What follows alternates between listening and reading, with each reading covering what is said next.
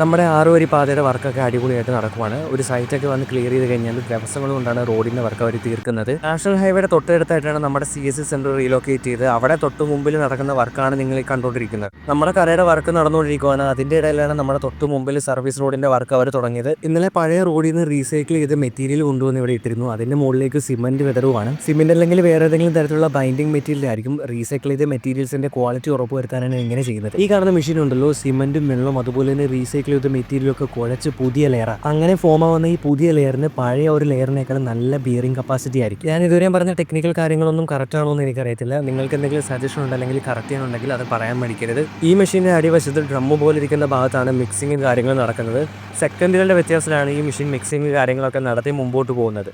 നമ്മുടെ കടയുടെ വർക്ക് താമസിയാതെ തന്നെ തീരും. പക്ഷേ തൊട്ട് മുമ്പിൽ റോഡിൻ്റെ വർക്ക് ഇങ്ങനെ നടക്കുന്നുണ്ട്. തുടക്കത്തിൽ നമ്മൾ നല്ലപോലെ സ്ട്രഗിൾ ചെയ്യാൻ പോവാണ്. അപ്പോൾ താഴെയുള്ള പ്ലേ ബട്ടൺ ക്ലിക്ക് ചെയ്ത് ബാക്കി വീഡിയോസ് കാണാൻ മടിക്കണ്ട. നമുക്ക് അടുത്ത വീഡിയോ കാണാം. ബൈ.